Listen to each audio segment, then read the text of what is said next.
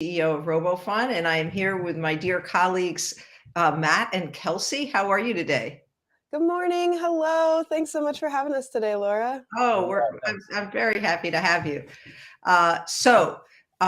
My heart to heart is an opportunity for me to speak with people who I feel are doing innovative, creative, really wonderful work with children, with thinking in many different fields.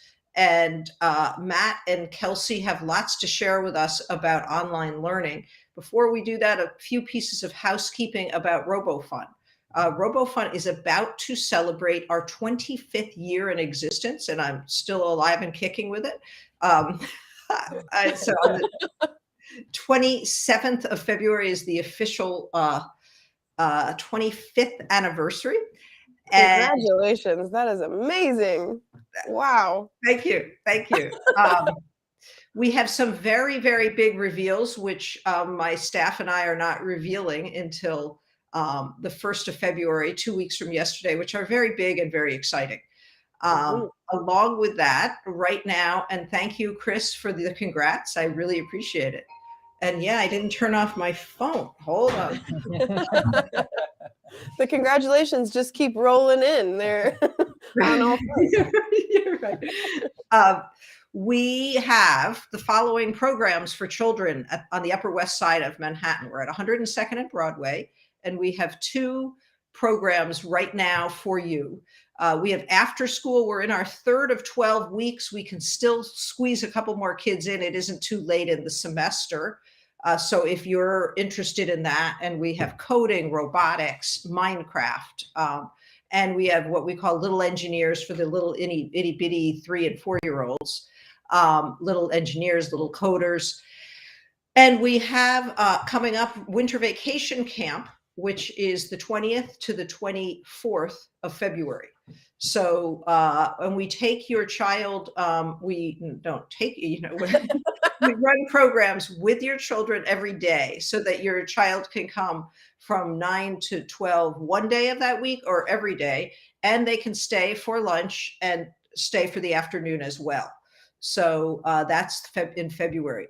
One of the things that's finally coming back, and I think a really wonderful thing for parents, is our birthday parties and private lessons on site, so that after the pandemic, we didn't have a lot of birthday parties for a couple of years, but now we're having them, and they're wonderful.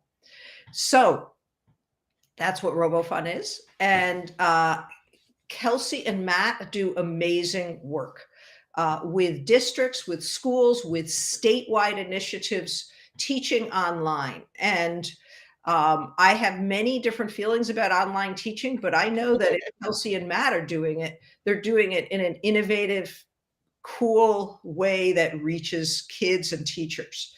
So I'm thrilled to have you here. And I'd love you to tell us about your initiative in Connecticut to start with.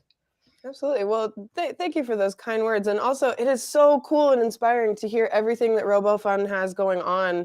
Man, you guys are serving kids in your area so well in so many different ways, and serving kids and parents, and just like that is very inspiring for a young business like us. Like, man, thanks so much for having us today. Sure, you got to come to New York at some point. We will. We'll have coffee. One of the things that I need to have one of my heart to hearts about is that I'm in the middle, in the first year of a 4-year National Science Foundation grant, where we're improving the teaching of mathematics through a tool that you know very well, the Finch, the bird brain robotics Finch for first, second, and third grade. So that will be another heart to heart, but it's, from my perspective, it's really wonderful to meet young entrepreneurs in my field who are just doing incredible things. So there's a lot of synergy that I'm thrilled about. So what's going on in Connecticut? Yeah, so we're currently working with the State Department of Education for the state of Connecticut, and we're helping to promote this new initiative that they've got. It's called the Lieutenant Governor's Computing Challenge. And basically, I'm sure a lot of our viewers and future viewers have participated in challenges like this before. It's kind of like, hey, pick a problem in the world and solve it with blank, engineering, computing, whatever. This particular one is about computing. And it's really an initiative like put out by the state to help teachers and schools engage with the state's fairly new computer science standards. So it's got some structure to it, and it's kind of helping teachers think about computing in new ways as a way to solve problems, not just as like sitting down with a screen and like coding, but like a new way of like engaging with the world. And we're coming in to help engage more schools and more students and more teachers than ever, especially from those districts that like haven't engaged previously with it. This is the third year of the challenge, but our first year of involvement. And so we're doing some of our student sessions and some teacher professional development, all delivered online to engage some more people in it. Yeah. Okay. So this means I'm always thinking ahead, sometimes too much, that first of all, can one of you, I don't know that, can you participate in the public chat? If you can't, put it in the private chat, the website that people would go to. Yeah. Got it right here, and I'll show you on screen, and then I'll show you what the website actually looks like too. So the website itself is ltgovcc.org. So you can definitely go check that out, and I'll show you what the website looks like and then kind of what we're doing within it. So ltgovcc.org, you'll see this side braid all over here. And the basic idea for the challenge is that they pick a problem, either the teacher picks a problem for them or the students themselves identify some problem that's important to them.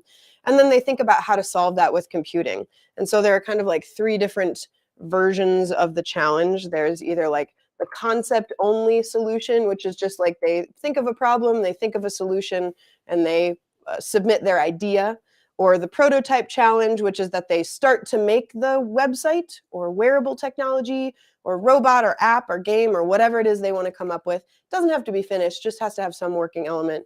Or the full development challenge, which is like finish the website, make the wearable, make the robot, whatever that is. And that's all kind of on the website here. But what we're contributing this year, that's what the challenge is. But what we're contributing this year is when you go to this teachers and students, again, side braid, you'll see there's some teacher professional development there. This is open and free to all teachers in Connecticut. And there are these student sessions where, again, any teacher in Connecticut, and these can be in-school teachers or out-of-school teachers, they can sign up for a class at a time that works for them with our student sessions. Now, are you familiar with what our student sessions are? Have you been to any of those before, Laura? Maybe, but very, very early, like 3 years ago, which, is like Paleolithic past for you guys. So, right, you literally have to like brush like dirt off of whatever. Well, I mean, I have to just give you a lot of credit. I've watched you start a company in March of 2022, and B, you're coming up upon your 3rd year anniversary. I've just watched you thrive and flourish, and I know behind the scenes, having done this for 24.9 years, that you're busting your butts doing it, and probably not getting a lot of sleep. So I'm very impressed watching. So yes, the long answer is yes, but it was super long ago. Okay. Yeah, maybe just to give a kind of an overview of what those student shows are. Yeah, absolutely. Sure. So the student shows, we basically, it's kind of like a live interactive television show, kind of like PBS, which is, and Matt's going to step off at this point for a second, because he runs some things in the background. But this live interactive television show, it's basically all organized through this hole we have in our wall. And that is where all these little robots live. And they've always got like some sort of issue or problem that needs solved. So for example, the problem that's going on today is robot mini golf. And so this is also a live camera. And what the kids have to do in this particular session is LB, our main character, this guy right here, he really wants to get a prize at the mini golf course, but everything is way, way, way too hard. So what the kids have to do is they have to learn how to control this rotation servo that's controlling this windmill here. They have to learn how to slow it down, speed it up, etc. And then when they're ready, they can also golf. So they can use, if you see right in the front of the screen, that's our little putter. And so any kid anywhere in the world can control that putter and try to get a hole-in-one to win LB a prize. I think Matt is golfing currently. Cross your fingers. Is it going to happen? We'll see. Maybe. All right. I don't know. No, it is not. See, it's very challenging. It's very challenging here, and it's very challenging in mini golf places. Right, right. But I just have to throw out that you probably have another angle here, which is field trips. You'd have, like, I don't know if you guys have done this. You only could do a couple kids at a time, but kids would love to see your studio. That is so funny. Our studio is so very small. I know Yeah. we look very like big and grand, but this is actually less than 500 square feet. Yeah, got it. And but this year, also coming up, speaking about being a young business growing up, we're moving out of our little Ah, place into a brand new building. We're moving into 3,800 square feet this year. So, and it is, congratulations. yeah, thanks. So Congratulations. hopefully, field trips is totally on the board in the future. Yeah. All right. Yeah. So a couple of things. So if you're back to Connecticut, so you're a computer science teacher, or you're maybe the art teacher, and your principal is like, we need to show the district that we're getting involved in this computer science thing. And Yep. probably the principal is not particularly Mm-hmm. versed in computer science, but understands the importance of it. And you have an innovative, creative art teacher who Right. pairs with the science teacher. How would they get Mhm. involved? What would they do? Yeah, so that is actually the whole entire goal here. Maybe you have that like one teacher maybe in the whole district. There's like that one like unicorn who's like, I think computer science is important, but nobody else gets it. Mhm. That person can sign up for these student sessions. So we've got 2 different sessions, and they're like kind of like 2 weeks that are blocked off. The one coming up at the end of January is robot relaxation, where there's a class full of little robots who have test anxiety. And so we're creating some calming animations to get them ready for their test. And then the one at the end of February is robot aerobics, which has some like dancing robots, and the kids are controlling those and everything. I have a robot doing the tree pose, and I'll try to find that and send it to you. Robot yoga. I love it. Yeah. That sounds Yeah. great. Great idea. We did that quite a few years ago, and I recently just found the video, and it's still great. So, Oh, I'd love to see that. That'd be great. But then that one sort of innovative teacher can sign up for a time that works for them, because school schedules are like nuts. Crazy. Like fourth period starts at 11:42 or whatever. Right. So Yep. they can sign up for a time that works for them. But then that one teacher can bring their whole classroom of kids, and the whole classroom of kids is coding and controlling robots and chatting with us. But they can also invite 10 or 11 or 12 other teachers to also bring their classrooms. So when you talk about field trips, one of the ways we kind of pitch this is as like a virtual field trip, where you could get an entire grade to be coding and doing this thing from their own Chromebooks, from their own computers in class. Because it's something like almost 90% of schools are one-to-one with technology now, post-pandemic. So there's a real opportunity of how to engage with kids in school that we just didn't have 4 years ago, but we have now. Yeah, you'd be the people to know that statistic. That's an amazing statistic. Oh, so, some of the details, because if you're willing, I'd love to bring you back towards the end of the challenge or after it's over to show us some things. So, when is the date when things have to be submitted, or how does it all work? Yeah, so the challenge itself is it opened in December, and it's open through the end of April. And so teams of like 1 to 5 students can submit their ideas to it. And those submissions are due by the end of April. But the ways that they can engage are through these student sessions. And really what we're hoping, and what we've seen with past initiatives with that, is those student sessions are a great way to get teachers who've never done anything with computer science engaged, because it's so low commitment, right? It's just a class period where they don't have to plan anything, which for a teacher is like, great. Heaven. Right. Right. There's no pre-teaching, there's no follow-up if they don't want to. Awesome. Right. And so we'll see after April kind of how many submissions we've gotten. And particularly with this initiative, we're trying to reach those schools who have never engaged before. So that's the number that we're really interested in.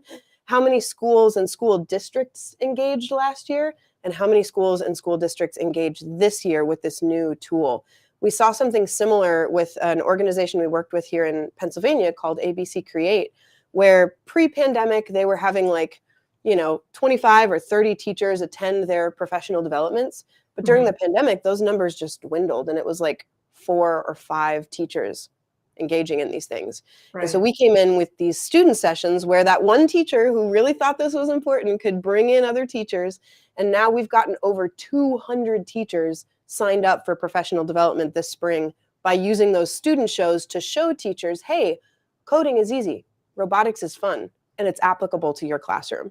So that's kind of how we're pairing those two things together. Student sessions show they engage children, but furthermore, they show teachers that coding is for them, right? And so then that encourages them to come in and seek some more professional development. So yeah, we'd love to come back in like May or something to check in and be like, this is how many we got. This is the growth that we saw, you know? Okay, so this is the 3rd year of the initiative, right? Mhm. So how many submissions, do you know how many submissions in year 1 and in year 2? Or how are you kind of calibrating it? I don't know year 1, but last year there were a few hundred submissions from students. But the thing that they saw is a lot of those submissions came from the same schools. Right. So, you know, if one student submits it or 3 students submit it, but it's all from like just kind of a handful of districts, there were like little bright spots on the map of Connecticut and a lot of blank space in between. So we're just hoping to light up more of the map. So do you know how many districts participated last year? I know they have that number. I don't have it offhand, but Yeah, okay. Sure. yeah, I know they Sure. have it. I think the entire state of, because Connecticut, you know, is not Texas. It's pretty compact, right? So, and the way that Connecticut is spread out, like they don't have a ton of districts. The districts are kind of large, right? Right. So there's not like a ton of districts. So there's kind of like pockets even within districts that we're looking at. Okay. But I'm very excited to see the last year's like map and this year's map and just see the bright Yeah. spots expand, Yeah. you know. Well, when you come back, you'll have to have that map for us. We'll have it. It'll be great. Some homework for you. We got some homework. Absolutely. So I'm a teacher and I sign up and my kids are like, yeah, we're going to do the challenge. Miss Hart, we want to do it. What, you know, how are we going to do this? And what do they submit? And then are there like prizes? Is this great, you know, judged? How does it work from that point of view? Yeah, it's for 3rd through 12th grade students. And what we're doing at the end of these student sessions is we're kind of like opening it up with kind of an invitation. So for example, like robot relaxation, they you know, they engage with this like test anxiety problem. That's the problem. So at the end, now a teacher could assign the kids a problem to solve with computing, but we're kind of, what we've seen is like anything is too many things, right? You can solve any problem. There's too many to pick from. So Right. we kind of pick one. We're like, if this problem really resonated with you, maybe think about who do you know that has test anxiety or has some other issue in school that's preventing them from being their best learner self. Think about a friend that you know or a problem that you personally experience, and we'll ask for them to say that in the chat. And then once we get a few of those, we'll say, okay, how could you use a website or a wearable or a robot or a game or, you know, any of those options? How could you use a computing solution to help solve that? And they don't need to say that during the session or anything. We just kind of get them started on the brainstorming. But then what they have to actually submit from the basic challenge, the concept challenge, all they need to submit is a description of the problem, a description of their idea for a solution, and then some sort of like audio visual. So like a slide presentation or a video explaining what that is. All the way to the development challenge, which is like the fully realized, they submit their website or a video of their robot or a video of their wearable technology or their app or whatever it is. So they submit their actual like code to be looked at as well, plus that audio visual presentation. Yeah. And then is this judged? It is. It's judged by members of the Connecticut State Department of Education. I believe some Ready CT. They're an organization in the state of Connecticut that helps get schools ready for different initiatives, including computer science is one of them. I'm not sure who all of the judges are, but I know that there are some prizes for like the top ideas within each category. And there's a big celebration at the end where they invite some of the top kids to come live and present their ideas live to like a room full of like adoring fans, which is always exciting. Well, keep me in mind if you need more volunteers. It sounds Okay. very, very interesting. So Absolutely. You'd be an awesome judge for that for sure. thank you. Thank you.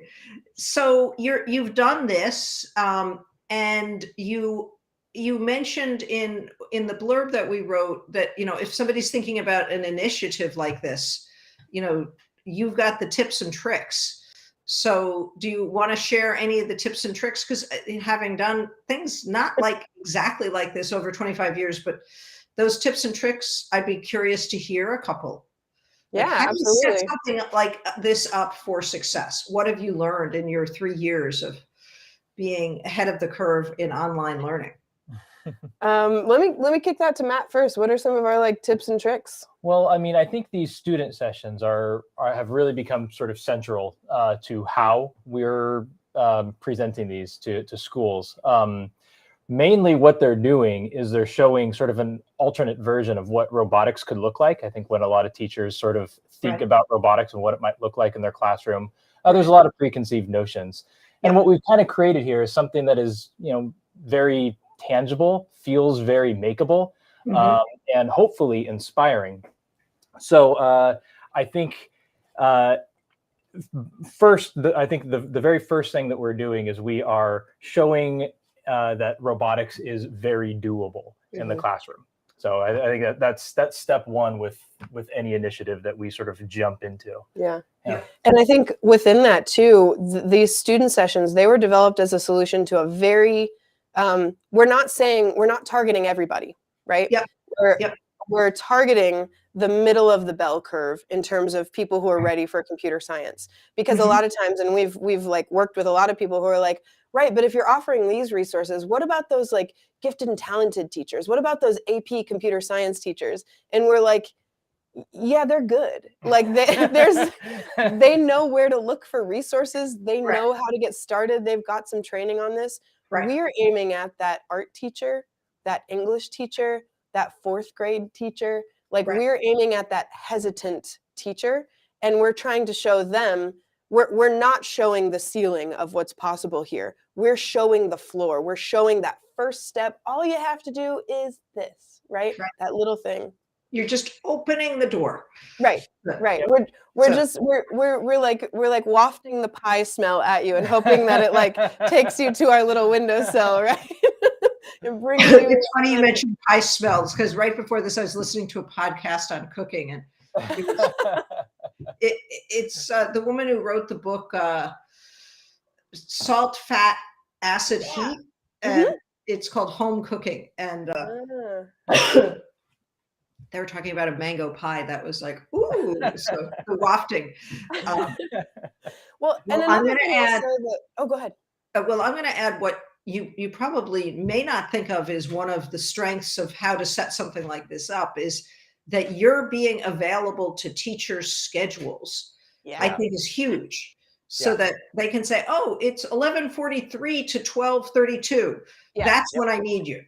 And Yeah. There's that old saying, like, if you build it, they will come. Not if their class isn't at that time. They can't be there. If they're gonna be 10 minutes late, the teacher won't come because they know they're gonna miss the setup for the whole thing, right? So right, setting up a schedule where teachers can schedule this at a time that works for them with their school right, it's not just important, it's essential. Yeah. Like we were doing like just open webinars and stuff for, at 10 o'clock, bring your kids. right, Nobody came, right? We open it up to the whole if you're targeting everybody, you're not really targeting anybody, right? So you have to be specific. And yeah, then one other big one that we've seen, especially with these two recent initiatives, the one in Pennsylvania and then the one in Connecticut, is I was at the CS for All conference in October in Memphis, which was an mhm, awesome conference. And there was a woman on a panel there, and she was from the KPOR Center, and she said, change moves at the speed of trust. And that's really stuck with me that if you just open it up to teachers and you say, "Hey guys, do this." They're like, "Who am I learning from? I don't know them. I don't like them. Is this going to be another useless professional development?" And there's a lot of useless professional development out there, right? So these student sessions, they're not only showing a new vision for robotics, but they're also showing that we are good teachers and we're the ones who are doing that professional development. So, hey, if you liked how your kids learned from me and Matt, then come back to PD. It's going to be me and Matt again, but talking to you as teachers now. So that's kind of important, but it's also really important to have people who are embedded in the schools doing that sort of outreach work. That's something that we had in Pennsylvania. There were people going out into these schools doing presentations kind of on behalf of this initiative. And that's something that we're still kind of finding our footing in Connecticut, is like, how are we making these personal connections with the schools where somebody they trust says, listen, this is good, okay? Really, this is a good thing, somebody that they already trust. Right. Hello, Heidi, and thank you for your positive emojis on this. And that is the most brilliant phrase. That's going to be my phrase. You're making me want to do a heart-to-heart on change and trust, because that's the guts of what's so hard. Right. So, and particularly in online learning, right? Because there's just so much out there. So, right. How do we make ourselves stand out in that space? How do we build trust, in a space where there's not a ton of trust right now? And that's been our big challenge. But, I think through these initiatives, we've been finding out how to do that. Mm-hmm. I think you could kind of globalize the trust thing beyond online, right? Yeah. So absolutely. You mentioned that you have a lot of exciting initiatives, one of which is that you're moving to a new space. And Yes. I'm going to drag myself to Pittsburgh because I'm dying to meet you guys. I mean, you're an example of collegial friendship that's all online. Completely. Yeah. And that could be another really fun heart-to-heart, is all the friendships that have been developed. Anyway, but where I was going with that is you also have something else new that you developed and is online as of yesterday. You want to tell us about that? Yesterday, we have a brand new website. I'd love to show it to you. Step off. Yes. Okay. So we have a brand new website. Our website is codejoy.org, and it looks like this. Wow, we're so excited.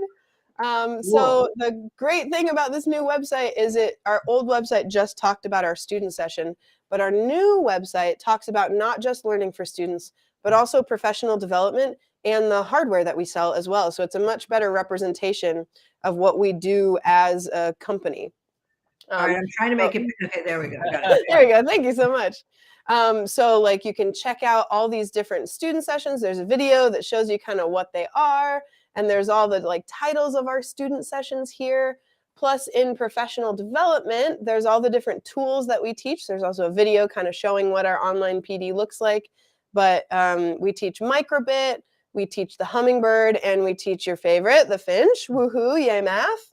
And then we also sell that hardware as well. So this website is just a way better representation of everything we do as a company. Plus, there are some really cool free upcoming events. We're doing some free teacher talks, which is we're going to go over some fun, creative little projects. So if you've got any teachers who are interested in coming to those, we're going to like show you how to make a mini windmill or how to make your own rover out of a couple of rotation servos in a box. And then there's also some free student sessions. Now, these are assigned at a particular time, but you can definitely check those out and bring classrooms of students to those. So we hope that you and your friends check out our new website. We are insanely proud of it. So that is not a small project. Having done maybe, I don't even want to know how many over the last 25 years. But yeah, that's super exciting. Super exciting. It's been like a year and a half in the making, and sort of iterating, and we worked with some consultants to help us with some design work, and then sort of took that and ran with it. So yeah, we're very excited about that one. Thanks for opening the door to talk about it. Sure. So let's say I am listening to Laura's Heart to Heart, and I'm in California, and I'm like, oh my God, Laura hit it. This is a company I need.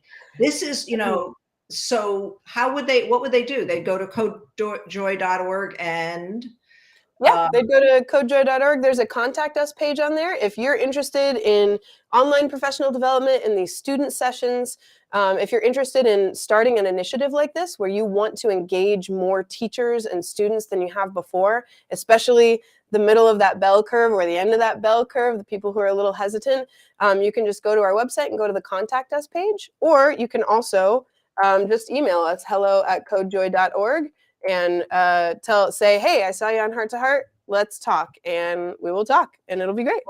All right. All right.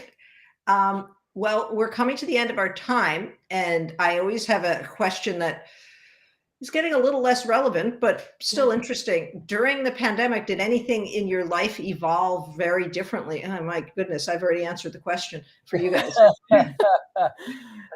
Yeah.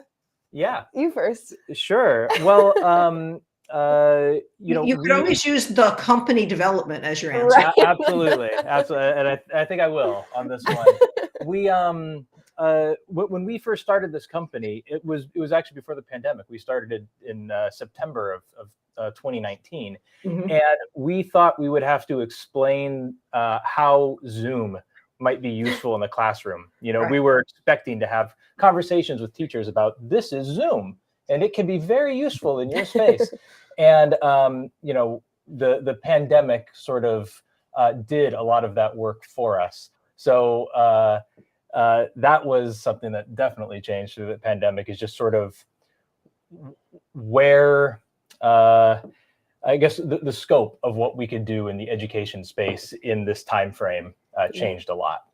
And with that, I'd mentioned before the amount of schools that are one-to-one. I think pre-pandemic, and I know these statistics are a little off, so I'm going to make them general, but pre-pandemic, it was like less than 20% of schools were one-to-one with technology. At this point, it's almost 90%. And that is just a huge opportunity for what are they doing with those Chromebooks? Are they just playing games online? Are they just being babysat? Or are they doing something relevant and interesting and engaging in the classroom? And so, I mean, that again is something that we thought we were going to have to like build over 10 years. And suddenly in 18 months, it was like, okay, we've all got computers. We don't have Wi-Fi, but what can we do? And so we were like, we got something, right? And so everything just moved way faster than we thought it was possible to move. Right. And, I know the pandemic has a lot of ongoing challenges and grief and so many negative things that have come out of it. But one of the positive things is technology and Wi-Fi in the hands of kids in school, which is such a huge opportunity. Yeah, you're right. That's great. Well, on that note, I'm going to thank you so much. Do a quick reminder that this every Heart to Heart is run by, not every, but by my company and usually by me, Laura Hart, the CEO and founder. We're on 102nd and Broadway, and we run camps, classes, birthday parties, private lessons, homeschool classes. And when it comes to online, we're not doing so much anymore. And however, we would respond to people who want them, or we might send them over to CodeJoy. And we have coming up right now, we have both after school and morning classes for the 3 and 4 year olds. And after school is in our third week of a 12-week semester, and it's not too late to join. And then we also have a really fun camp coming up, which is the public school in New York City Vacation Week, February 20th to 24th. So on that note, my social media people are always like, get people to go to the website. So it's robofund.org and sign up for discounts. You get my weekly, twice a week, I send out a blog/newsletter in which I pepper it with lots of ways of joining RoboFun activities, but also I'm a mom of a now 24-year-old who I pulled out of school and homeschooled, and somebody who's taught for over 35 years. So lots of advice, ideas about how to address learning in joyful, creative ways. So. And I will say, we're on your newsletter, and it's a really good newsletter. It's not just like there is a lot of self-promotion of what RoboFund is doing, because that's what you want to know when you sign up for a RoboFund newsletter. Right. But there's also great like articles and blog posts and really thoughtful discussions about the state of education, computer science, and robotics. It's a great newsletter. Thank you. Thank you. It's really become a labor of love. Yes, it happens twice a week. And for instance, tomorrow I'm off and I got to get Sundays done today, but it really is a labor of love. So thank you for that comes through. That definitely comes through. Well, I want to thank our audience today, and Kelsey and Matt, you better be ready, because I think it would be April or May. You're coming back, and I want to hear how it all went. We're ready. So, all right. I'll have a great day, and thank you again. Thanks very much.